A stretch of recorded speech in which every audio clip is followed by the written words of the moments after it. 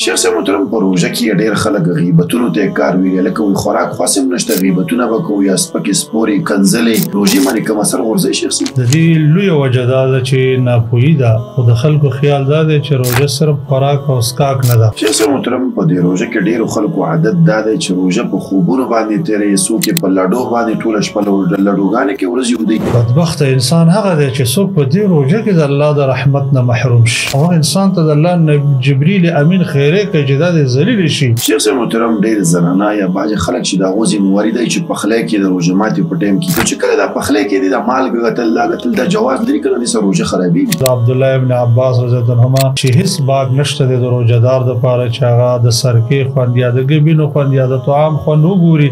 تر څو پورې چې حلق نه تېر نه شي. شیخ صاحب محترم په دې میاشت کې یو سړی بیمار شو مثال انجکشن لګی دا یو شو یا ډریپ لګی په دې باندې دا روژه خرابېږي که نه؟ هغه څیز چې هغه فی معنی الطعام والشراب یعنې داسې یو څیز استعمالول چې د خوراک او څښاک په ځای کار ورکوي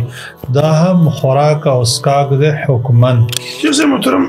یو کس دی په روژې کې وینه وباسي صرف ټیسټ دپاره یا مثال بعضې انهیلر دي ساه بندي بیماري هغه سپری استعمالي دې سره روژې ته کوم اثر غورځوي؟ نبي علیه السلام ښکر ولګوله ښکر په وجه باندې د بدن نه وینه وځي او حال دا دی چې نبي کریم صلی الله علیه وسلم روژه. شیخ صاحب په روژې کې یو کس په غاښ باندې درد شو او داسې یو انجکشن په غاښ کې ولګوي چې هغه هلک وایي غاښ یې ډک کړی دی یا غاښ ته کور ورکول دا په روژې کې جایز دي که نه شیخ صاحب؟ انجکشن لګول یا غاښ ډکول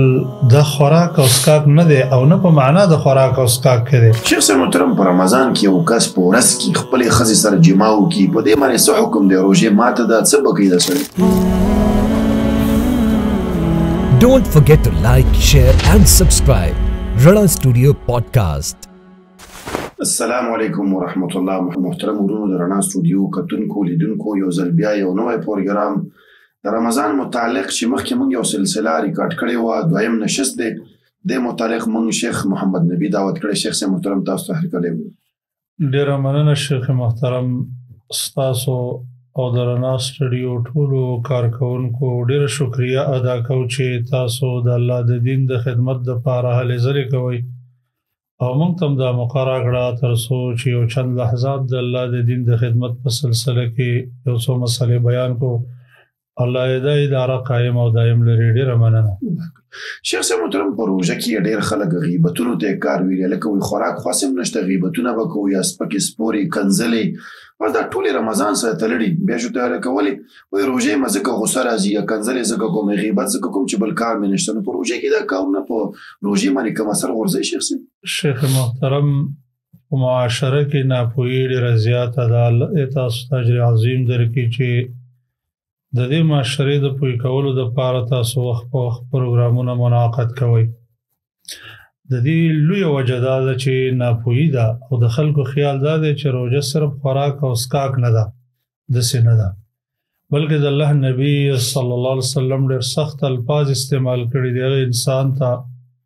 چې خوراک او څښاک پرېږدي او نور د روژې د احکاماتو او د آدابو پوره لحاظ نه ساتي. رسول الله صلی الله علیه وسلم فرمایي من لم يدع قول الزور والعمل به فليس لله حاجة في أن يدع طعامه وشرابه. کوم یو انسان چې د دروغو وینا پرې نه دي او په دروغو باندې عمل کول پرې نه دي نو د الله هېڅ حاجت نشته د دې ته چې د دې خوراک او څښاک پرېښوي. علماء کرام ذکر کوي فلیس لله حاجه کنایه د دې نه چې ګنې د ده ته د اجر نه میلاویږي بس صرف هسې خوراک او څښاک یې وکړو بس خوراک او څښاک یې پرېښوده او بس نور کوم د اجر کار یې نه دی کړی. داسې نبي کریم صلی الله علیه وسلم فرمایي لیس الصیام من الاکل ومن الطعام والشراب فقط انما الصیام من اللغو والرفث. روژه یوازې دا نه ده چې سړی خوراک او څښاک پرېږدي خوراک او څښاک پرېښودل سره سره به روژه دا ده چې سړی بېهوده خبرې فاحشې خبرې غلطې خبرې پرېږدي دې ته روژه ویلی کېږي. دې وجې نه نبي کریم صلی الله علیه وسلم فرمایي رب صائم حظه من صیامه الجوع. ډېر کرته یو روژهدار هغه ته به د روژې د ثواب نه هېڅ برخه نور میلاو نشي صرف ولږه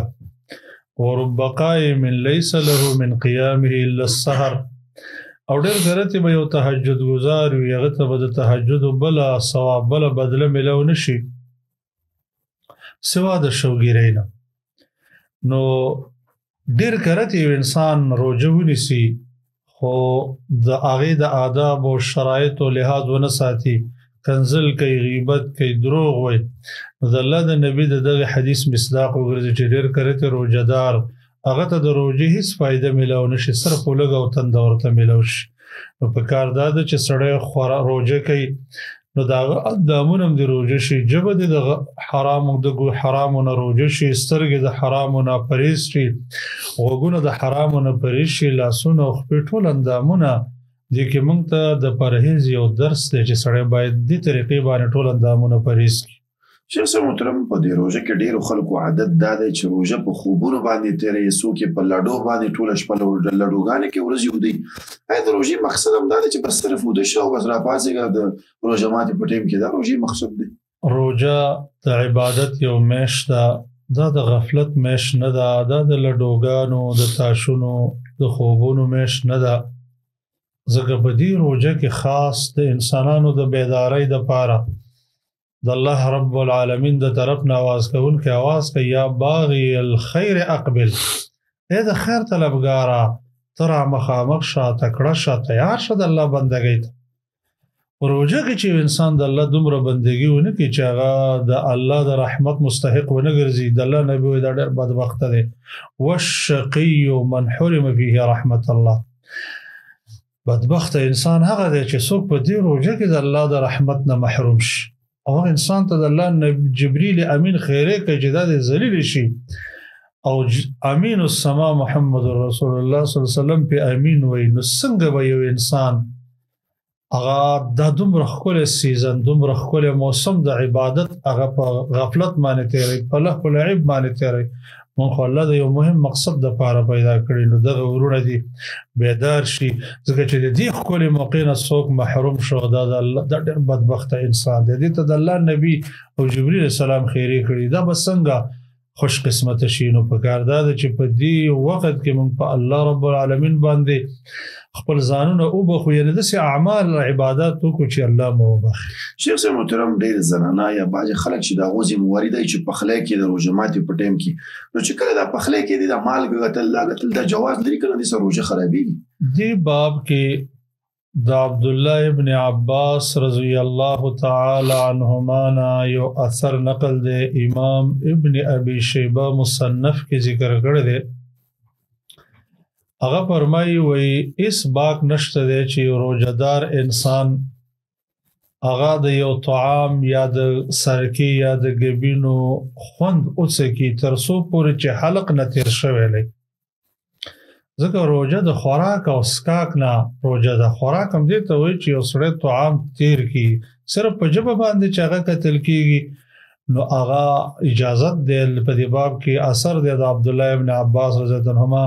چې هیڅ باغ نشته د روزدار د پاره چې هغه د سرکې خوند یا د ګبینو خوند یا د طعام خوند وګوري تر څو پورې چې حلق نه تیر نشي شیخ صاحب محترم په دې میاشت کې یو سړی بیمار شو مثال انجکشن لګی دا یو شو یا ډریپ لګی په دې باندې روزه خرابېږي کنه دی باب کې خو قران کریم کې موږ باندې الله رب العالمین خوراک او اسکاک حرام کړی دی الله فرمایي فکلوا واشربوا حتى يتبين لكم الخيط الابيض من الخيط الاسود من الفجر خوراک په موږ باندې حرام دی خوراک او اسکاک کوي تر دې چې سپین مزه د سبا د تور مزه د شپې نه جدا شو به خوراک او اسکاک باندې خو دویم هغه سیز چې هغه فی معنى الطعام والشراب یعنی دسی یو سیز استعمالول چې د خوراک او اسکاک په ځای کار ورکي دا هم خوراک او اسکاک د حکمن لکه ډریفونه چې انسان میشت ډریفونه لګي خوراک او اسکاک ته ضرورت رانشي یا بعضی دسی غذایی انجکشن دي چې هغه غذا لري غذایت لري کله سره استعمال خوراک او اسکاک ته ضرورت ناراضي نو د شیخ ابن عثیمین رحمه الله او دسي فتاوى اللجنه الدائمه للبحوث والافتاء للبحوث العلميه والافتاء دا فتوا د په دی باب کې چې هر هغه ډریف او هر هغه انجکشن چې هغه غذایت لري نو هغه د اکل او شرب په معنا دی او اکل او شرب حرام دی د استعمال حرام د دې نه علاوه چې غذایت نه لري نو قران کې الله مونږ باندې او د الله نبی خوراک او اسکاک حرام کړی دی انجکشن حرام نه دی لہذا په دې باندې روزه ته نقصان او ضرر نه رسیږي او د اکثر اهل علم فتوا ده په دې باب شیخ صاحب محترم یو کس د پروژې کې وینه او باسي صرف ټیسټ د پاره یا مثال بعض انهیلر دي صاحب بندي بیماری هغه سپری استعمال دي سره روزي ته کوم اثر ورزي د وینې د ایستلو په باره کې خو تاسو ته معلومه ده چې دا یو معاصر ترتیب اوس په انجکشن باندې ډریفونو باندې وباسي او د رسول الله صلی الله علیه وسلم په دور کې پخکر باندې د حجامې په صورت کې با وینو استل کېدله هغه حجامې په باره کې صحیح روایت کې راغلي دي چې احتجم رسول الله صلی الله علیه وسلم وهو صائم نبی علیہ السلام خکر او لګول خکر په وجه باندې د بدن نوی نوزي او حال دا چې نبی کریم صلی الله علیه وسلم روجو نو دا وینا وستل دا در الله د رسول نه ثابت دي نو په دې باندې روزه ته ضرر نه رسیږي امدغه د جمهور اهل علم رائے ده چې خکر لګول پر روزه کې جایز وي نو وستل جایز صرف د امام احمد ابن حنبل رحمه الله نه په د باب کې احتیاط نقل دی چې هغه حدیث باندې چې افطر الحاجم والمحجوم لکن د اکثر اهل علم رائے ده چې نه هغه روایت منسوخ دی په دې روایت باندې هر چې د صابندۍ د پاره هغه دوی استعمالول دي نو دوین دوه قسم دي هغه سپریم دوه قسم دي یو هغه چې پای کې ګولۍ اچول کیږي او هغه خولې ته کیږي او د هغه ګولو اثر معدې ته تیریږي نو دا هم یو سیز معدې ته رااله خوراک دی نو لہذا په دې روزه ماتي کې دویم نفس غاز دی بس هغه هوا غونډه کې د چې هغه صرف دا مړی ازادۍ او معدې ته دا غي نس شي نه کوزيږي نو دا غاز چې په دې باندې روزه ماتيږي نه ځکه دا نه خوراک او اسکاک دی او نه په معنا د خوراک او اسکاک دی لہذا د استعمال علما کرام داغه جواز ورکړي دي تر څو پورې چې معدې ته دا اثر نه رسیږي شیخ صاحب پروژې کې یو کس په غاښ باندې درد شو او د یو انجکشن په غاښ کې ولګي چې هغه الګوي غاښ ډک کړي دی یا غاښ ته کور ورکول دا پروژې کې جایز دي کنه شیخ صاحب او شیخ محترم تاسو ته معلومه ده چې پروژه کې خوراک او اسکاک موږ باندې الله حرام کړی دی او شهوت انجکشن لګول یا غاښ ډکول د خوراک او اسکاک نه دی او نه په معنا د خوراک او اسکاک کې دی لہذا د جمهور د علماء کرام او فتاوی دی په دې باب باندې او اصل مصدر امدا دی چې دا خوراک او اسکاک نه دی نه په معنا د خوراک او اسکاک کې دی او په موږ باندې په شریعت کې خوراک او اسکاک یا ما کان فی معنى طعام او شراب غ حرام دي نو لہذا غاښ ډکول یا د غاښ د درد انجکشن وهل د روزي ته نقصان نه رسي انجکشن په باره کې صرف هغه انجکشن چې د خوراک او اسکاک په ځای کار کوي غذایت لري هغه علماء جایز غنل نه دي وجداد چې هغه په معنا د خوراک او اسکاک دي نور عام انجکشن چې د استعمال جایز ده شیخ صاحب محترم دغه متعلق سره په سترګو کې او چکه کچې یا په غوږ کې اچي یا رانجه لګي په دې سره روزي باندې کوم اثر ورزي او کچرتا د یو چکه کوي چې داغي اثر په حلق کې مندل کیږي اثر الترسيږي او حلق داغه سره تریخيږي د باب کې علماء د احتیاط فتوا فرمایله ده او د غرنګ دغه او کچر د دې نوي نو به استعمال ممانعت نه لري ځکه د رنجو استعمال په باره کې امام ابن قیم رحمه الله زاد المعاد کړي روغد بحث کړی دی اثبات کې هم روایت راوړي دي چې هغه د سند په لحاظ سره ضعیف دي او نفي کې هم روایت راوړي دي خو اصل دا دی چې اصل عدم نقض دی چې روزه ماتيږي نه تر څو پورې چې دلیل شرعي موجود شوی نه او راجب پسترګه کې چول چې نه دان خوراک د نسکاک د شهوت د په دې وجه باندې د استعمال جایز دی خو کچرته حلق کې اثر اومندل شي به علماء په دې باب کې احتیاط فرمایلی دی احتیاط یو روایت په دې باب کې راغلی چې هغه په سند کې ضعف دی چې د یو قسم ته صبر دوايي د چا پسترګو کې چول شي او الګ داغینه سره دخیږي د تاریخيږي نبی رسول دغه په باره کې فرمایل چې لیتقه الصائم د دې قسم رنجونه چې په دې الګ کې اثر معلومیږي روزدار د ځان او ساتي دا روایت هم ضعیف دی خو بیا هم علماء کرامو د احتیاط په صورت کې دا خبره فرمایله ده چې په الګ کې د هغې تریخوالی او اثر محسوس شوی د نظام ساتل پکار. شیخ صاحب محترم په رمضان کې وکست الټی راغلی ډېر خلک چې په الټو سره روزه ماتیږي د سره روزه ماتیږي. دی باب کې د نبی کریم صلی الله علیه وسلم یو مبارک روایت موجود دی چې هغې کې قی او الټی دو قسم دي. یو هغه انسان چې د هغه معده جوش وکړي او په خپله الټی وشي نو په هغې روژه نه ماتیږي. دویم قسم هغه انسان دی چې خپله ګوته خپله خولې ته داخل کړي او په زوره ځان له الټۍ وروړي نو په هغې باندې هغه د قضا راوړي. دا فرق حدیث کې راغلی دی. نبی کریم صلی الله علیه وسلم فرمایي من ذرعه القی فلیس علیه القضاء ومن استقاء عمدا فلیقضي. چا باندې چې قی غالب شي معده جوش وکړي او الټۍ راوځي نو هغه انسان باندې قضا نشته ځکه روژه نه ماتیږي. او کله چې انسان په زور ځان لقې ورولي ګوته خولې کې داخله کې نو د قضا راوړي د دې روژې. شیخ صاحب محترم همدغه د قضا متعلق که سوال وشي چې دا روژه یو بوډا دی هغه یا زنانه ده یا ځوان دی بیمار دی د روژې په میاشت کې نو دې باندې دا وروسته قضا ده که دا به فدیه ورکړي د چا متعلق فدیه ده څوک دی هغه به قضا راوړي. دا باب کې تفصیل دی هغه دا دی چې یو هغه انسان دی چې د هغې بیماري موقته ده. مثلا یو انسان دی په رمضان المبارک کې او تبه راله او هغې روژه ماته کړله نو دا به د خپلې روژې قضایي راوړي. لکه څنګه چې قرآن کریم کې الله فرمایي فمن کان منکم مریضا او علی سفر فعدة من ایام اخر. هغه انسان چې په تاسو کې بیمار وي یا په سفر باندې وي او هغې روژه ماته کړله نو د خپلې روژې قضایي دې راوړي. او حدیثو کې دا خبره ثابته ده چې کوم یو انسان بیمار شو روژه ماته کړله نو بیا دې په نورو ورځو کې د هغې قضایي راوړي. یو هغه انسان دی چې هغه مریض دی په مرض مستمره باندې او یا بوډا دی چې د روژې د نیولو نه عاجز دی نو هغه به فدیه ورکوي. بنا پر یو تفسیر د عبدالله ابن عباس رضی الله عنهما باندې چې دا آیت وعلى الذین یطیقونه فدیة طعام مسکین د دې آیت په باره کې هغه فرمایي چې د آیت منسوخ نه دی بلکې دا هغه بوډا بوډۍ زنانه چې روژې طاقت نشي لرلی یا په بعضې اثارو کې داسې راغلي دغه حامله مرضعه زنانه چې هغه د روژې د نیولو طاقت نه لري ځکه ماشوم ته ضرر رسیږي هغې به روژه ماته کړي او بیا به چې د روژې طاقت یې نه کېږي نو بیا به هغې فدیه د مسکین ورکوي. خلاصه خبره دا شوه خبره لږه اوږده شوه لنډو الفاظو کې. یو موقته بیماری ده هغه چې کله بیماری ختمه شي قضا به راوړي. یو بیمار په مرض مستمره دی لکه مرض السکر مرض د زړه مرض دی مثلا بعضې بیماریانې دي چې د هغې سره بالکل روژه نه نیولی کېږي او ډاکټر ته ته وایي که روژه دې ونیوله نقصان دی او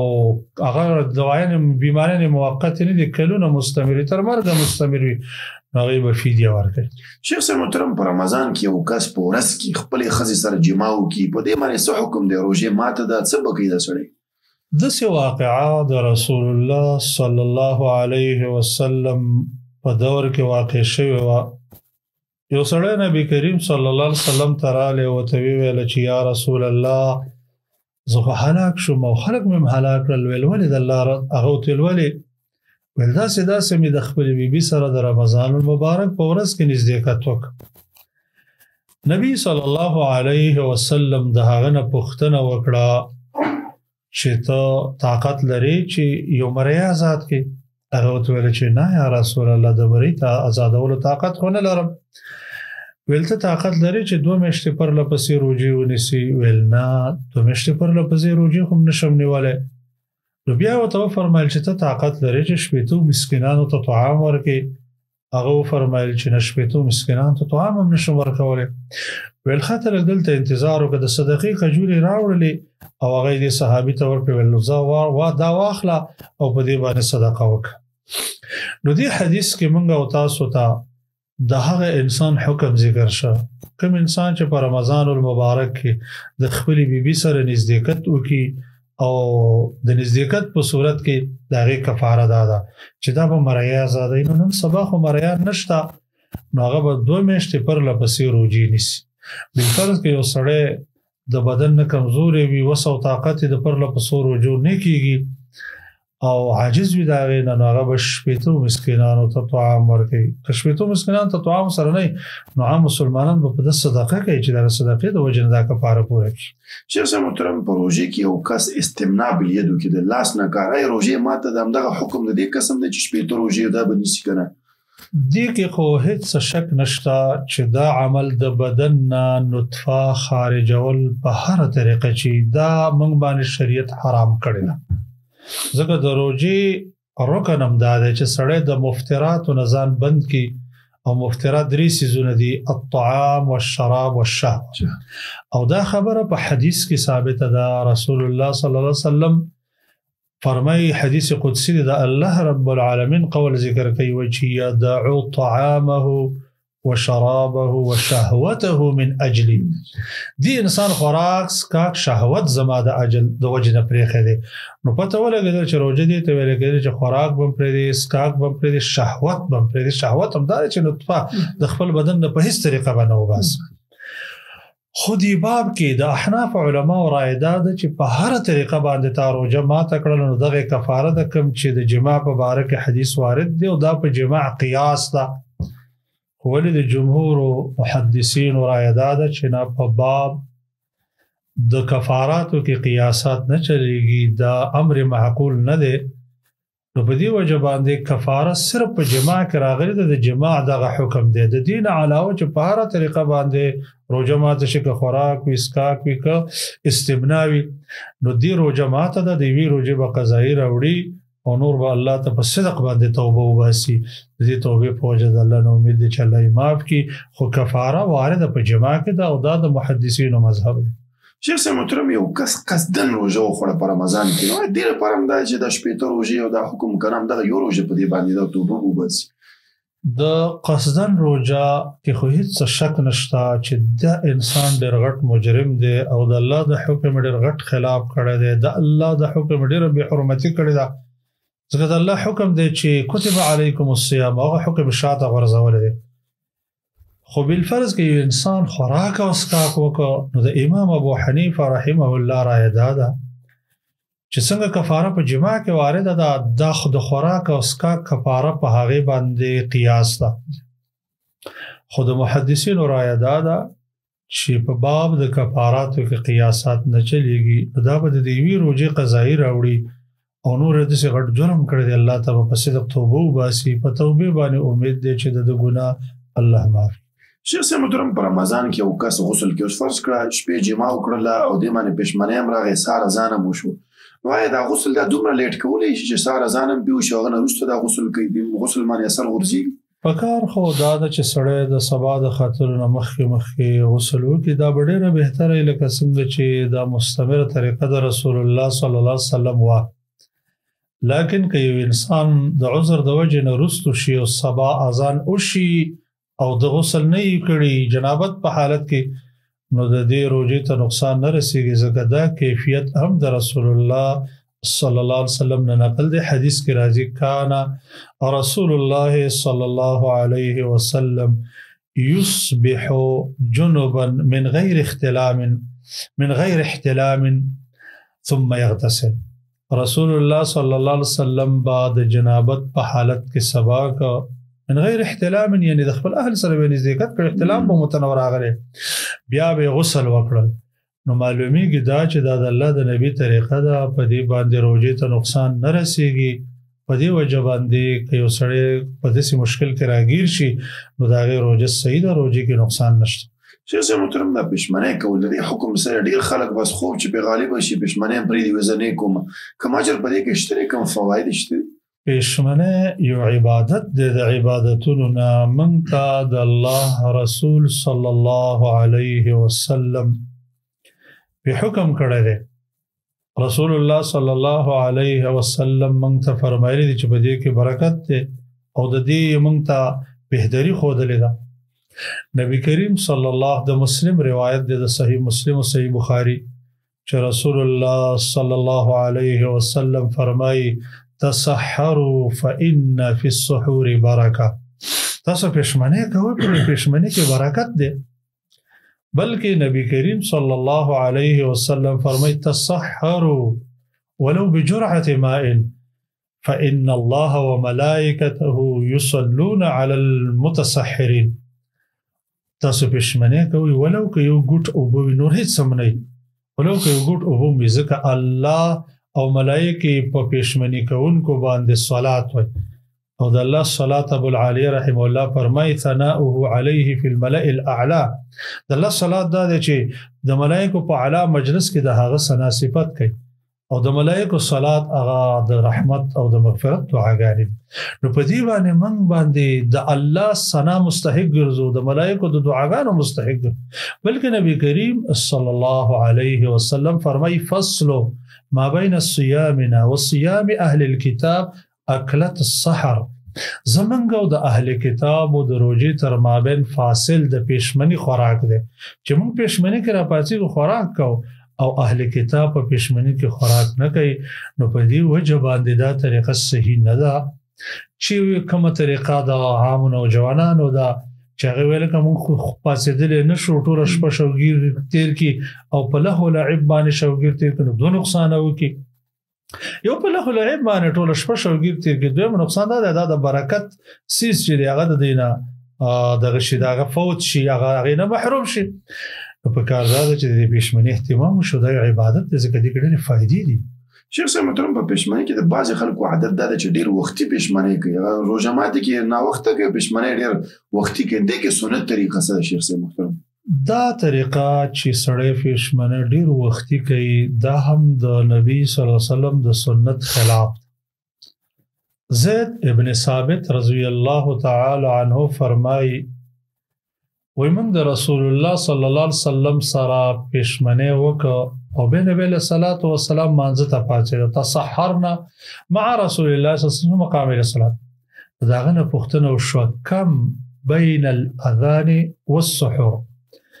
د رسول الله صلی الله علیه وسلم د دې پښمنی او د دې اذان تر مابین څومره مسافه وه. نو هغه ته فرمایل قدر ما يقرأ احدكم 50 آیه لکه یو سړی چې 50 آیاتونه لري 50 آیاتونه تقریبا یو په وخت کې رسول کیږي. د نبی له صلوات و سلام پښمنه به دومره رسو بلکې رسول الله صلی الله علیه وسلم با پښمنه داسې وخت براغله چې پښمنه نه پاتېدل د مانځه ته پاتېدل. نو په دې وجه باندې دا طریقه صحیح نه ده چې پښمنه ډیر وخت یو شو دي کې نقصان ده. اولنې نقصان خدای چې پښمنه چې کوم مقصد د پاره کیږي چې روز ورځ را روانه ده په دې خوراک منځه ته ځان تقویه کما هغه فائدہ ختم شو. دویم دا ده چې اکثر چې سړی وختي پښمنه وکي د خوراک کې خوب ده دا د پات شي دغه د برکتونو او رحمتونو او خیرونو ټیمونه تیم ځای شي بلکې د سحر او د جماعت جمع هم تلاړ شي.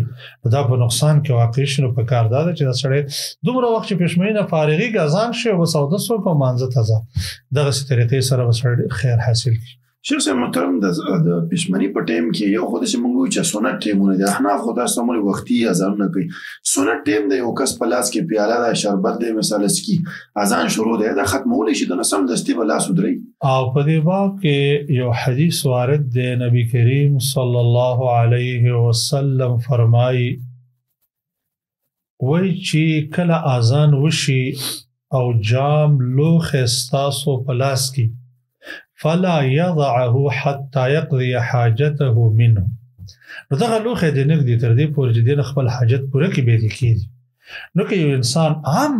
بے باکی هم نه کوي سړی په دې باب کې چې ټول عمر دغه ځای ته وبساتلی او دوی خوري غیر دې ټیم ته ساتلی خو بل فرض کې وخت د اوقاتونو د سه او شو چې لوخه پلاس کې ده او اذان او شو نو دا وبدي خیر دې پوره کې او به دې دغه نورستونو خوراک اوس کاک نه. شیخ صاحب محترم دا روزمات کې دا کار کیږي عموما اهل سو مساجد کې هم تحیات المسجد د پر 2 رکعات د پاره د ماخام نه وروسته ټیم ورکول کیږي. نو په رمضان کې چې روزمات ته وکي دا ماخام لګرو لیټ کول لاسي عمل د ماخام اذان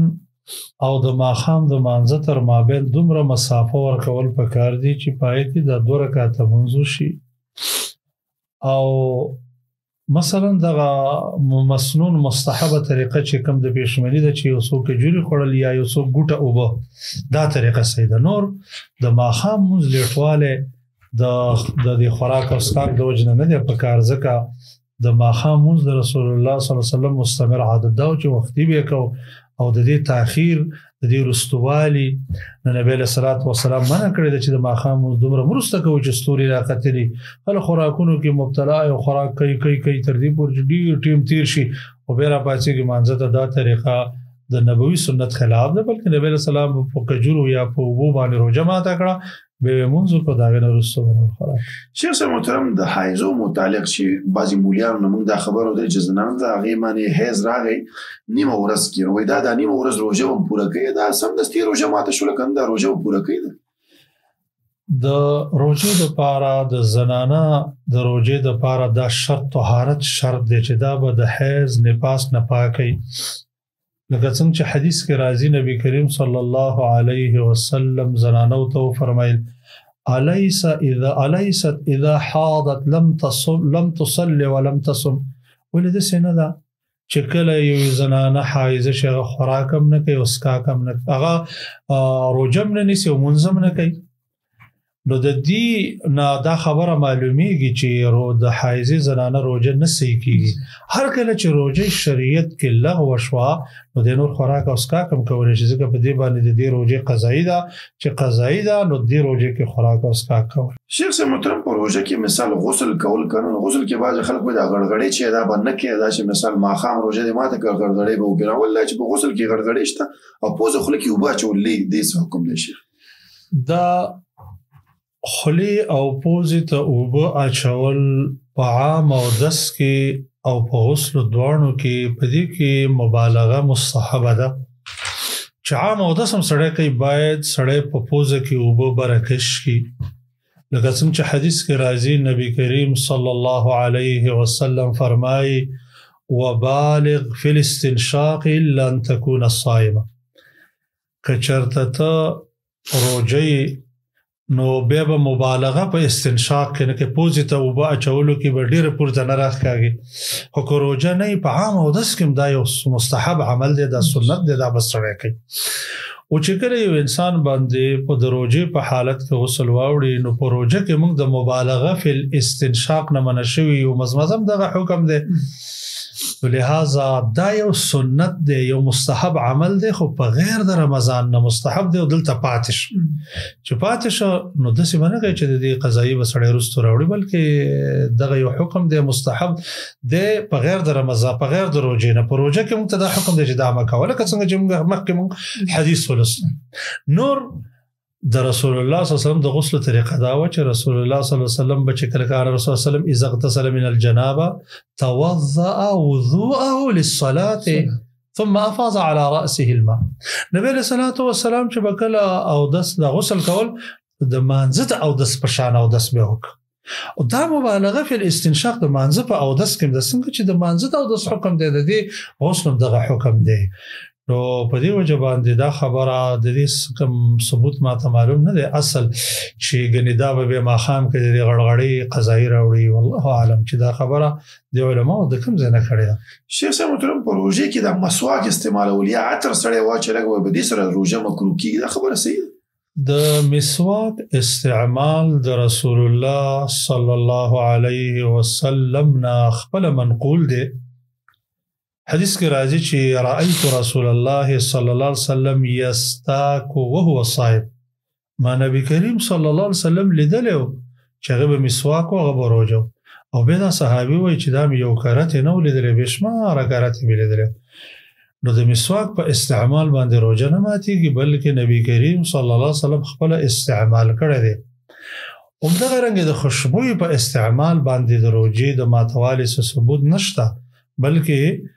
خوراک او اسکاک باندې روزه ماتيږي خوشبوئی نه خوراک دی نه اسکاک دی نه په معنا د خوراک او اسکاک کې دی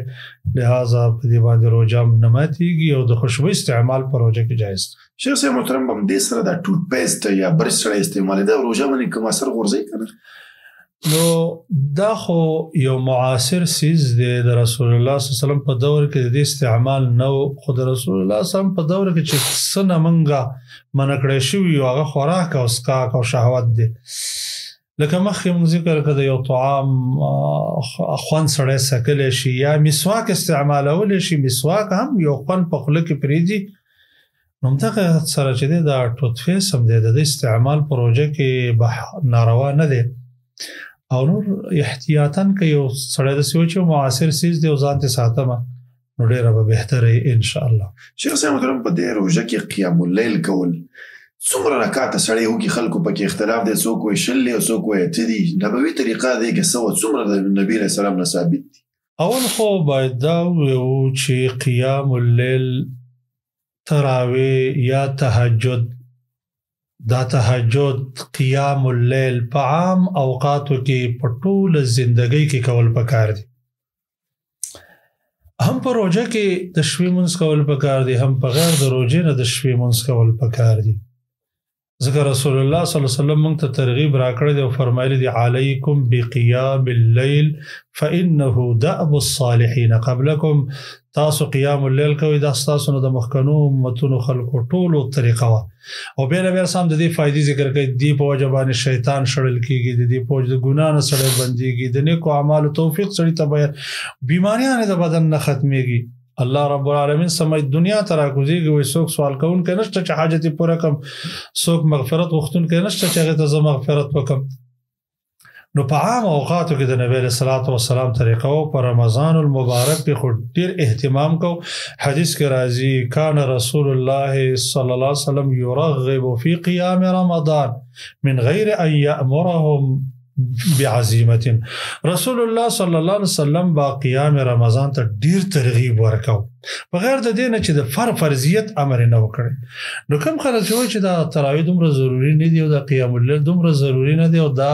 اسې خلک د دین نه د عبادتونو نه منع کوي د الله د بندګۍ نه منع کوي بلکې دا یو بهتر عبادت دی په ټول کال کې کول پکار هر چې رمضان المبارک دی نو په رمضان المبارک کې مخکې حدیث ذکر شو چې رسول الله صلی الله علیه وسلم به دې ته ډیر ترغیب ورکاو خو فرض کړی نه دی دویم سوال ته راځو چې دا څومره عادت کول پکار دي په خپله د رسول الله صلی الله علیه وسلم مبارک عادت دا چې هغې به 14 رکعاته یا 11 رکعاته کول چې په هغې کې 8 رکعاته قیام رمضان قیام اللیل تراویح وي او 3 رکعاته بعد ویترو یا به 15 رکعاته ویترو 14 جوړیږي څنګه چې عائشه صدیقه رضی الله تعالی عنها فرمایي ما كان رسول الله صلى الله عليه وسلم يزيد في رمضان ولا في غيره على 11 ركعة رسول الله صلی الله علیه وسلم با په رمضان کې علاوه د رمضان نه په 11 رکعاتو باندې زیادت نکو همدغه رنګ د عمر رضی الله تعالی عنه په دور کې چې کله هغې ټول مؤمنان په یو قاري باندې راجمع کړل ابی ابن کعب او تمیم الداري د هغوی دپاره وټاکل نو امام مالک رحمه الله موطا کې روایت راوړی دی چې هغې په باره کې روایت داسې دی امر عمر بن الخطاب ابی بن کعب وتميما الداري ان يقيما لهم في رمضان ب11 ركعة عمر بن الخطاب رضی الله عنه ابی بن کعب او تمیم الداري ته حکم کړی چې خلکو ته قیام رمضان کوي نو هغه 11 رکعاته وکړي خپله د رسول الله صلی الله علیه وسلم او صحابو نه دا 11 رکعاته نقل دي بیا ډیر اهل علم دا خبره ذکر کوي چې باید په دې باندې زیادت ونشي ځکه د الله نبی داسې کړی دی ولی یو بعض جماعت د علماو هغوی وایي چې نه زیادت جایز دی خو تحدید به پکې نور نشته چې څومره ستا وس کېږي ځکه موږ ته نبي علیه الصلاة والسلام داسې حکم کړی دی چې ستاسو څومره وس کېږي هغومره کوئ لکه نبی کریم صلی الله علیه وسلم ته یو ورځ مسجد ته داخل شو یوه رسۍ ځوړنده وه ویل دا رسۍ د چا ده ویل دا د زینب رضی الله عنها ده چې هغه مونځ کوي تر دې پورې چې هغه ستړي شنو په دې کې ځان زوړند کې او ځان کې هغه خوب او سستی ناراستی ختم شنو بیا موږ کوي نو رسول الله صلی الله علیه وسلم فرمایل چې ما اکلف من العمل ما تطيقونه فإن الله لا يمل حتى تمل دسې ما کوي او دومره عبادت وکړي چې تاسو طاقت کېږي الله د ثواب ورکول نه ستړي کېږي ولو که تاسو ستړي شئ یو بل روایت کې داسې راځي چې نبی کریم صلی الله علیه وسلم فرمایي لیصلي احدکم نشاطه فاذا فطر فليرقد انسان د هغه عمر مونږ کوي چې څومره د نشاط راځي څومره طاقت کېږي چې کله ستړي شي دی ودش نو په دې وجه باندې یو سړی مونږ ته نبی رسول چې څومره طاقت کېږي وکړي څومره نشاط وستاسو وکړي بیا شیخ الاسلام ابن تیمیه رحمه الله په مجموع الفتاوی کې دا خبره ذکر کوي چې څوک دا عقیده لري چې رمضان المبارک کې قیام یا عام اوقاتو کې خاص محدود معین انداز دی د دین زیادت هم جایز نه دی او کموال هم جایز نه دی نو دا خطا دی بلکې حد اقل 2 رکعات دی او حد اکثر لره زموږ استاد طاقت ته د الله نبی زموږ استاد وسته حواله کړی دا سونه چې به سړی کول شي خو دا یو خبره به سړی په کې مراعات کوي چې مونږ بکای غب بنه لګي لکه مونږ او تاسو دا خبره په مانځ کې ګورو چې ډیر کرته مونږ او تاسو د څه تراوی وینو چې یو سړی د څه لکه یو ضربه چې سړی کوي په داسې انداز باندې چې داغه قراءت معلوم نه قومه معلومه نه جلسه معلومه نه د څه مونږ د الله د نبی په وړاندې باندې یو سړی وکاو هغه په بیت واپس کوته ارجع فصل فانك لم تصل واپس منځکه منځ نه ده کړی به یو کو به ارجع فصل فانك لم تصل واپس منځکه منځ نه ده کړی دې ته د الله نبی منځ نه ده چې نه دین ولې ځان پازابای نو د دین به دا کم منځ ډیر بهتر دی چې په خسته طریقه باندې دا نه چې صرف عادت پوره کی یا ډیر کرته خلکو په ځان باندې لازم کړي چې ختم وکړو او به نن سبا خو سوشل میډیا دور دی کې بریم لګوري ختم وکړو د څه ختم وکړو په 2 ورځو کې کوي او به د قران به حرمتي پکې راځي د څه په یو قرار باندې قران روان کړي د یو علاقه کې یو چیلنج ما ولید چې وای چې په یو تراوی کې به قران ختمي او 1 لاکھ روپۍ انعام دی که چا په دې کې خدای رسوا کړه مال دا چیلنج په کار د چې څه ورکړه چې 10 لک روپۍ مونږ تاسو له درکو کې چا به کې ځای پیدا کړي دا کم ځای وای ځکه اس پته نه لګي چې دا یو جید قاری چې تو ودرېږي هغه په کې ځای نشي معلوموله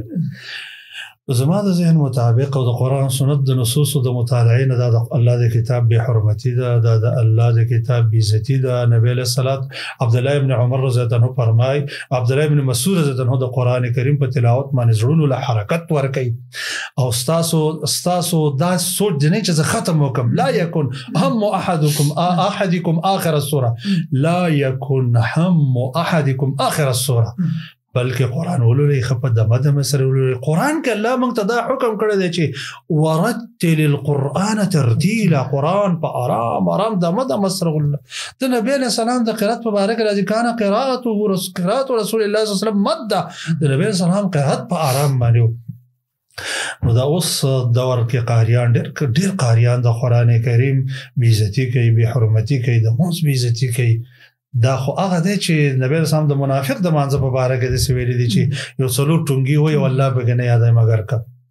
شیخ صاحب محترم د دې قیام الليل لپاره بهترین ټیم کم دی د ماسوتن مانځ په سیو شي کدیم نصف الليل وشي دي کې هیڅ شک نشته چې په عام اوقاتو کې په عام وخت کې دا مونږ چې دا په آخر وخت کې غوړه دی ځکه رسول الله صلی الله علیه وسلم طریقه بم داوا چې هغه د شپې د اول نه ود شو به د شپې په اخره کې را پاسې ده عمر رضی الله عنه چې کلا قاریان هغه ته حکم وکړ چې تاسو د مونږ په جماعت باندې کوي نو عمر سے فرمایلی رضی الله عنه والتي تنامون عنها افضل من التي تقيمونها هغه مونږ چې تاسو دا غینه ود پاتې کېږي چې هغه اخره شپه ده هغه ډیر غوړه دی د دینه چې تاسو دا قیام په اول ورځ کې کوئ صرف عوام الناس د پاره چې هغه اوږد قرائت نشي کولای او د اوږد قمادي قیام کې اوږد قرائت پکار دی چې یو قاری په سی ودرېږي نو به د ډیرو علماء کرامونه دا قول نقل دی ائمهونه هم دا قول احمد بن حنبل رحمه الله شیخ الاسلام ابن قیم رحمه الله علیه دا سه اقوال نقل دي چې هغه چې دا په جماعت سره کول پکار دي ولو که مسلمانان په اول ورځ کې هم وجد اول وخت کې هم وجد چې نبی علیہ الصلوۃ والسلام فرمای من قام مع الامام حتى ينصرف كتب له قيام الليل کوم یو انسان چې د امام سره قیام وکي تر دې چې امام راوګرځي امام نو د دې لپاره دومره ثواب لیکل کېږي لکه ټول شپه چې د الله عبادت او بندګي کوي. شیخ صاحب یو سوال پکې دا چې د سفر کې بعضی خلک روزي نه نیسي او ته دا غلط کار ښکاري چې نه د روزه ماتول ته ګناه ښکاري نو د شریع حکم سره مسافر د لپاره شو روزه خورل جایز مسافر د لپاره قرآن کریم دا حکم ذکر کړی دی چې مسافر انسان روزه ماتول شي. الله فرمایي قرآن کې فمن كان منكم مريضا او على سفر فعدة من ايام اخر څوک چې بیمار وي یا مسافر وي روزه ماته کړي نو د نورو شپو روزه دي د نورو ورځو روزه دي ونیسي. نو په سفر کې روزه نیول من روزه ماتول رخصت دی. یو انسان کولی شي چې روزه ماته کړي البته که یو انسان روزه نیسی نو نیول ورته هم جایز دي لکه حدیث کې راځي چې منګه د رسول الله صلی الله علیه وسلم سره په یو سفر کې غزام کوله ډېره سخته ګرمي وه تر دې چې نور به څه اسباب نو موږ به لاس په دې سر باندې ونیو چې د ګرمۍ نه بچ شو. وما فینا صائم الا رسول الله صلی الله علیه وسلم عبد الله بن رواحه په من کې رسول الله صلی الله علیه وسلم عبد الله بن رواحه روزه دین علاوه بل هیڅوک روزه نه نو ګوره دلته رسول الله صلی الله علیه وسلم روزه دی په سفر کې نو معلومیږي چې په سفر کې روزه نیول جایز دي. عمده سي نبی علیہ السلام صحابیو چې دا غي ډېر روزه نیولې په سفر کې نو نبی علیہ السلام نه پوښتنه وکړه یا رسول الله په سفر کې روزه نیولې شم هغه ته فرمایل ان شئت فصم وان شئت فافطر کدي خو خش روزه ونیسا کدي خو خش روزه ماته. شیخ صاحب محترم د لیلة القدر متعلق راشو چې څه علامه شته د لیلة القدر په حدیثو کې ذکر چې د لیلة القدر شپه ده. لیلة القدر بعض علامات په حدیثو کې شته خو اکثر علامات هغه ظاهري دي دا اکثري دي یعنی کلی نه دي. د مثال په تور باندې حدیث کې راځي نبی کریم صلی الله علیه وسلم فرمایي لیلة القدر لیلة ریح و مطر. لیلة القدر د شپه ده چې د کې باران دی د کې بادونه دي باد او باران شپه ده ډېر کله چې رمضان تیر شو باران او باد او باران پکې نه. یو بل حدیث کې د راځي چې لیلة القدر لیلة طلقة بلقه لا حاره ولا بادره دا د روخانه ورځ ده شپه ده دا نه ډېر تور دا نه ډېره ګرمه ده او نه ډېره یخه ده. عمده سے د دې په باره کې نبی کریم صلی الله علیه وسلم فرمایي تطلع الشمس فی صبیحتها لا شعاع لها دا سار کې به د سره راخیږي چې د دې لپاره بالکل شعاع نه وي دا لمر د سره راخیږي لکه د یو تش یو خانک په شان چې بالکل شعاع ولر نه. نو دا علامات دي دا علامات اکثری دي په کار دا چې نبی علیہ السلام طریقه هم داوا چې د لاسو ټول شپو کې به د الله بندگی کوله. کان رسول الله صلی الله علیه وسلم یجتهد فی العشر الاواخر ما لا یجتهد فی غیره. شیخ صاحب دغه شپه کې څه خاص دعا شته چې سړی ولولي؟ او عائشه صدیقه رضی الله تعالی عنها د نبی کریم صلی الله علیه وسلم نه پوښتنه کوي یا د الله رسوله کما ته پته ولګي چې دا شپه لیلة القدر ده نو زبا پدې کې کوم دعا وایم نو هغه ته فرمایل دا وایي چې اللهم انك عفو تحب العفو فاعف عني یا الله تعفو کوونکې ذات عفو خو زمان عفوک. نو دا دعا د نبی کریم صلی الله علیه وسلم عائشه زتنها ته خودلیو. شیخ صاحب محترم په دې میاشت کې د اعتکاف هم یو عمل دی چې د رمضان په اخر کې کیږي نو آیا اول سوال چې زنانه د اعتکاف بعضی په کورو کې په کور کې اعتکاف کیږي نو اعتکاف کې خو هیڅ شک نشته چې دا یو عبادت دی قرآن سنت اجماع باندې ثابت دی. قرآن کې الله رب العالمین فرمایي چې ولا تباشروهن وانتم عاکفون فی المساجد او ابراهیم علیه الصلاۃ والسلام اسماعیل السلام ته چلو ان طهر بیتی للطائفین والعاكفين والركع السجود انت اعتكاف احاديث کې کان رسول الله يعتكف في العشر الاواخر خو د اعتکاف دپاره الله او د الله رسول مسجد انتخاب کړی دی. قرآن کې الله وایي وانتم عاکفون فی المساجد. رسول الله صلی الله علیه وسلم به هم په مسجد کې کوه. نو دا طریقه چې زنانه به په کور کې کوي دا خبره د کتاب او سنت نه مخالفه ده، بلکې د رسول الله صلی الله علیه وسلم د صحیح بخاری روایت ده چې نبی علیہ السلام په دور کې هم زنانه په مسجد کې اعتکاف کوي. نبی علیہ الصلوۃ والسلام د اعتکاف اراده وکړه. عائشہ رضی الله عنها فرمایل چې زم د سره اعتکاف کوم، هغه ته اجازه وکړه. حفصه رضی الله عنها چې عائشہ کې زم کوم چې د الله نبی د سار منځل راوګرځي ډېری خیمه لګېدلې په مسجد نبوي کې. نو نبی علیہ السلام فرمایل چې دې سنیکی اراده کړې د حکم وکړي چې دا خیمه ټولې لري کوي. نو ګوره د نبی اسلام په دور کې زنانو اعتکاف په مسجد کې کوم چې کوم ځای کې شرایط برابر نه بس د الله بندګي دي کوي، د شپې د الله عبادت دي کوي، او چې کوم ځای کې ډیرو مساجدو کې شرایط برابر نو اعتکاف ته زنانه کې راستش. شیخ یو کس په اعتکاف کې راځي موبایل ځان سره اخیسته او فیسبوک کې پکې کوي او دا شینه پکې کوي اعتکاف مل شو. دا اعتکاف مقصد ده نه شیخ محترم. اعتکاف مقصد خدا دی چې سړی د خپل نفس د الله په طاعت کې دلته بن کې حبس النفس فی طاعت الله، د الله طاعت به کوي. دلته خو د الله طاعت نه دی، دا خو له لعب کې دی. دا فیسبوکونه او دا شیزونه د ضرورت نه سوا چې دی په نور زندګۍ کې په کار نه دي. دا خو تا ځان عبادت ته پاره کړی دی، باید د الله عبادت او د الله بندګي په دې کې وکړي. شیخ صاحب محترم د همدې متعلق چې یو کس د اعتکاف کوي خو هغوی زه 10 ورځې نشم کولی، یو 4 3 5 ورځې کوم اعتکاف هم جایز دی؟ یو حدیث نه داسې ثابتېږي چې یو ځل عمر رضی الله تعالی عنه د نبی کریم صلی الله علیه وسلم نه پوښتنه وکړه یا رسول الله ما نظر منلی دی چې یوه شپه به په مسجد حرام کې اعتکاف کوم او دا نظر مې جاهلیت کې منلی دی. د الله نبي ورته ویل چې په خپل نظر دی پورواله وکاو فی بنظرک. نو ګوره یوه شپه هم عمر رضی الله عنه ته اجازت ملاو شي. البته مسنون اعتکاف چې کوم نبی رسول صحابه وکړي هغه به د الله شپې کوو، خو که یو سړی کمواله وکړي نو څه گنجائش د حدیث د وجه نشته. شیخ صاحب محترم پر د رمضان متعلق سرسایه اوس مې سرسایه سړی څه وخو کې ډېر وخت خلک دی علما دي خلکو ته وي چې لکه رمضان شروع نه دی سرسایه مونږ ته راوړی، دا سرسایه به دې وخت کې ورکو؟ نه، سرسایه په باره کې نبی کریم صلی الله علیه وسلم په دې په باره کې وامر بها ان تؤدى قبل خروج الناس الى الصلاه. د الله نبی حکم کړی دی چې دا به اعلی ادا کیږي چې خلک د اختر مانځه ته وزي دا غي نه به مخکې ادا کوي. به دې وجه نه چې ډېر بهتره وخت د دې په باره کې دا دی چې د اختر په ورځ سړی د سار منځو کې او د اختر مانځه ته لانه وتل د دې دوړو منځونو په منځ کې وباسي، لکه څنګه چې دې ته صدقه الفطر ویل کېدل شي او دا د فطر ورځ هم ده. البته صحیح البخاری کې یو روایت ده ابن عمر رضی الله تعالی عنه فرمایي وي من با صدقه الفطر د نبی کریم صلی الله علیه وسلم په دور کې د اختر د مانځه نه یو ورځ یا 2 ورځې مخکې وستله. نو د حدیث د دې اثر په بنیاد باندې بعض علما چې ورځ دوی مخکې استل شي، ولې بعض علما په دې کې ټینګار کوي چې نه هغه چې ورځ دوه مخکې ورکول نو بیت المال ته مسکین ته چې ورکوله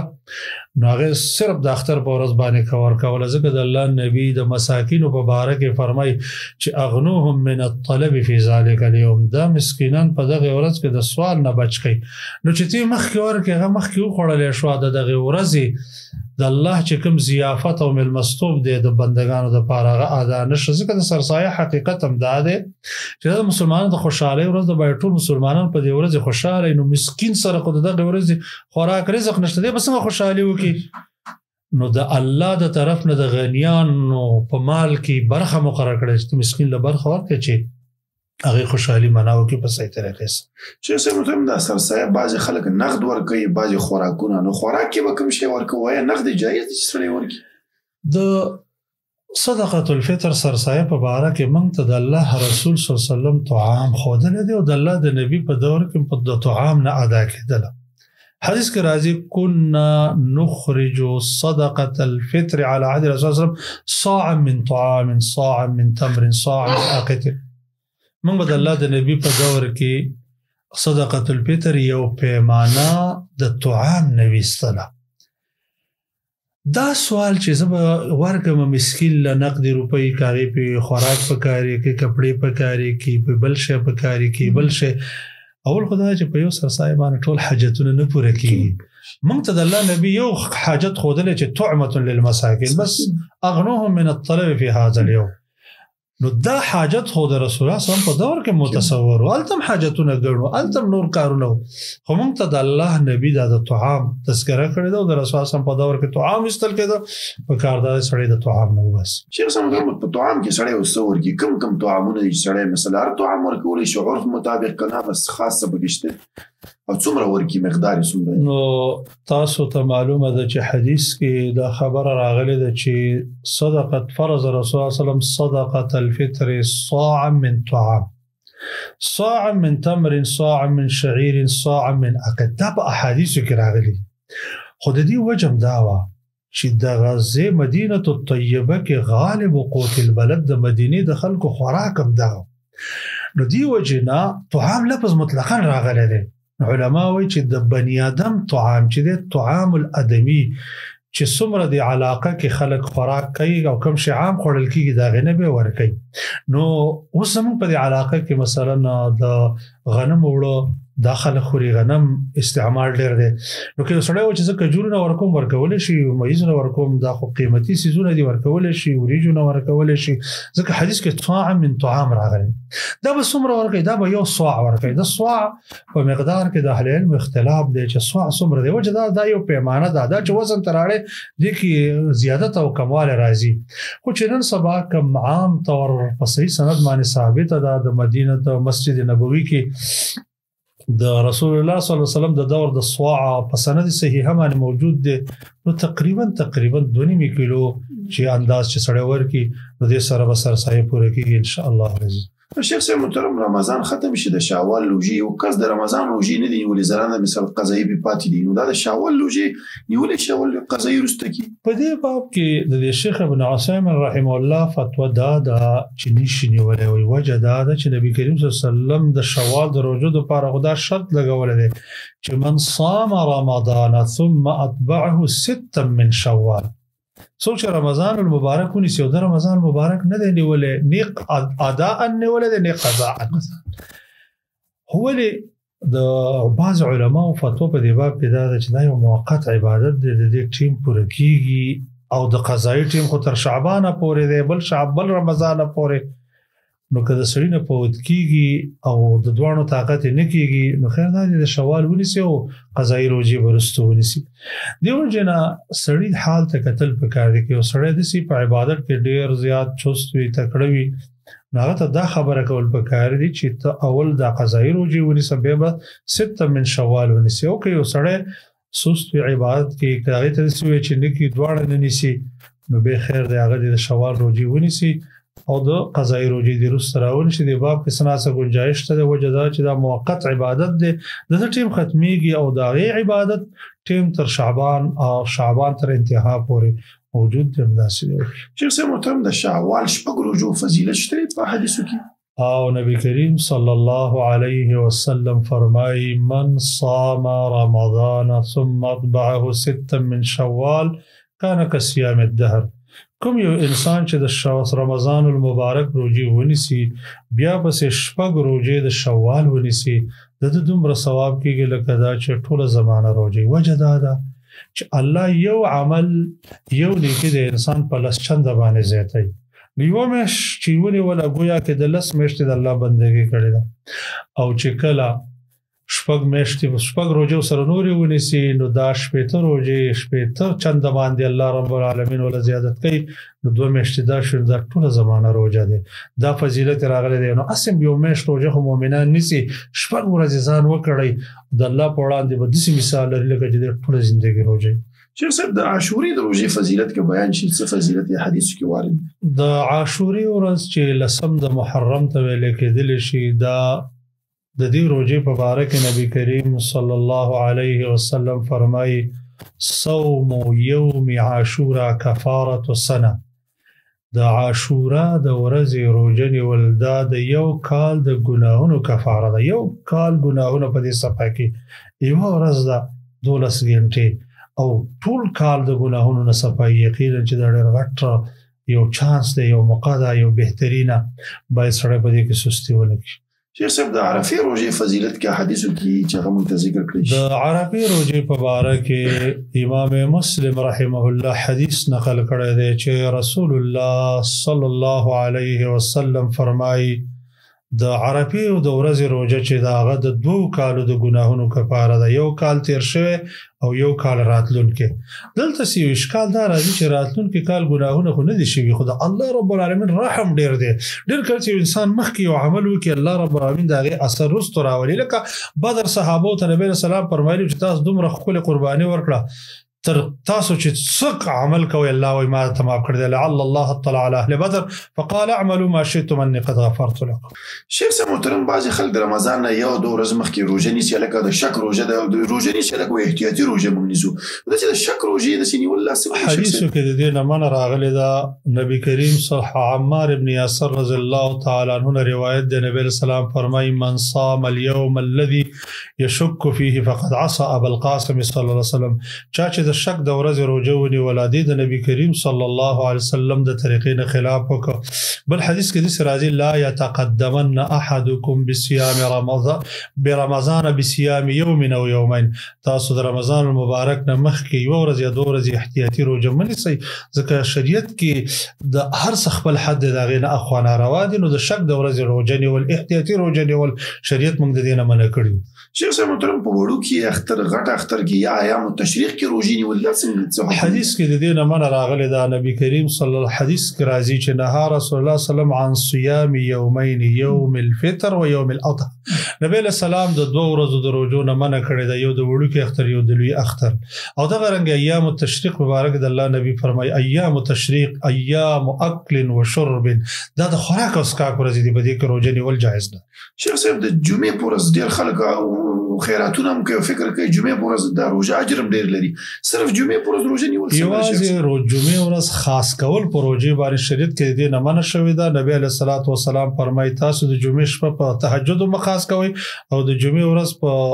روژه باندې هم خاص کوئ. جویریه رضی الله تعالی عنها په نوم د یو زنانه وه چې هغه د جمعې په ورځ باندې روژه وه. نبی کریم صلی الله علیه وسلم هغه ته حکم وکول چې ته سبا روژه پرون دې روژه نیولې ده؟ هغه ورته ویل چې نه. ویل سبا روژه نیسي؟ ویل نه. ویل بیا روژه ماته که. ګوره نبی کریم صلی الله علیه وسلم جویریه رضی الله تعالی عنها ته حکم وکړ چې دا روژه ماته که. شیخ صاحب د خالی هفتې ورځ باندې تنها روژه نیول د خالی د ورځې د روژې نه هم په حدیث د ابو داود کې منع راغلی ده. نبی علیه السلام فرمایي لا تصوموا یوم السبت الا فيما افترض علیکم. تاسو د خالی په ورځ باندې روژه مه نیسئ مګر که فرضي روژه وي. بعضې اهل علم دا روایت ضعیف کړی دی. کومو اهل علمو چې دا روایت صحیح کړی دی هغه وایي مراد د دې نه اختصاص دی چې یوازې د خالي ورځ روژه سړی نیسي دا ناروا ده، خو که د جمعې ورځ ونیسي بیا د خالي ونیسي نو بیا جایز ده. لکه نبی علیه السلام فرمایي چې مګر هغه سړی د جمعې د ورځې روژه مه نیسي مګر هغه سړی چې ورځ ترې مخکې ونیسي ورځ ترې وروسته. شیخ صاحب یو کس د شپې روژه نیسي، مثال بعضې خلکو پښمني کې به نیت کې چې وبصوم غد نویت من شهر رمضان، یو کس دا نیت نه دی کړی نفلي روژه ده، سهار راجګ شوی زه نن به روژه ونیسم، دا کولی شي دا نیتونه شته په خوله باندې؟ اول خو د نیت چې دی دا د زړه عمل دی، د شپې نه به سړی په زړه کې راولي.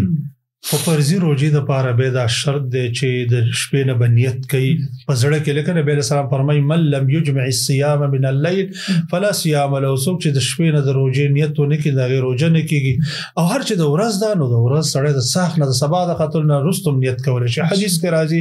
عایشه رضی الله عنها فرمایي یو ځل نبی علیه السلام زما خواله راغلی ما ته ویل چې کور کې څه شته؟ ما ته ویل ما ورته ویل چې نه. قال فاني اذا صایم، بس زه په دغه وخت کې روژه یم. ګوره د شپې نه نیت نه دی کړی، په دغه وخت کې د روژې نیت وکړه.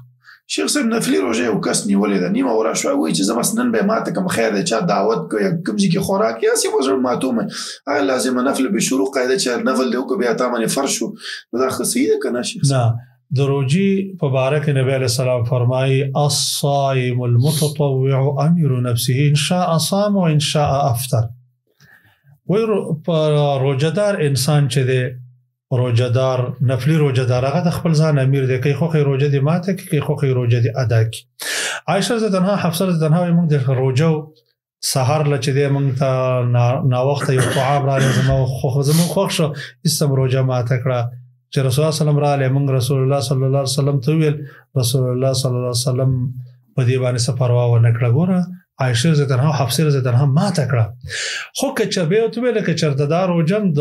رمضان مبارک قضایي روزه نیولې نو به د دې په ځای باندې بل قضایي راوړي نور لازمان شروع نقل به شروع قاعده د کتاب او سنت سره موافقه نه ده. شیخ صاحب اخر کې کاغه ورونو ته یو نصیحت وشي په کور کې زنانه مثال خويندې مېندې زنانه هغه ټول ورځ په دې ماشومان په تربیه کې یا په خوراکونو کې هغه مصرف یو هغه سره ظلم په دې معنی باندې کېږي چې د عبادتونو ځانونه ډیر لري کړی او دا خاوندان یا ورونه د شکرګزارم نه هغه تکلیف چې ورځ کې هغه تیر کړی پښمنه روزه ماته ورته تیاری هغه سره ظلم کې نصیحت کې خلکو ته موشي. نو اول خدا دې چې خپل کور کې زنانه او ماشومان او ټول د کور افراد باندې د عبادت ترکیز پکار دی ځکه رمضان المبارک د عبادت یو سیزن دی په دې کې چې چاته عفو او معافي ونشي هغه ډېر بدبخت انسان حسابيږي او په دې کې ځان له جنت ګټل پکار دي. نو په خپل اهل او بیت باندې رحم کول پکار دي. خوراک او اسکاکونه هغه ته توجه کول پکار دي چې سړی دین ته فارغ شي. او دویم دا چې کله په کور کې د سړی بیبي هغه د انسان خدمت وکړي نو پکار دغه ته دعا وکړي دغه شکریا ادا کړي ځکه د الله نبی صلی الله علیه وسلم فرمایي من لم يشكر الناس لم يشكر الله. څوک چې د بنده شکر ادا نه کوي هغه د الله شکر ادا کوونکی انسان هم نه جوړیږي. جزاک الله خیر شیخ صاحب الله تاسو ته اجر کې مونږ ته ټیم راکړي. جزاک الله ډیر مننه چې تاسو د قرآن او سنت خدمت کوئ. الله دا خدمتونه قبول کړي. وفقکم الله لما يحب ويرضى. Don't forget to like, share and subscribe. Rana Studio.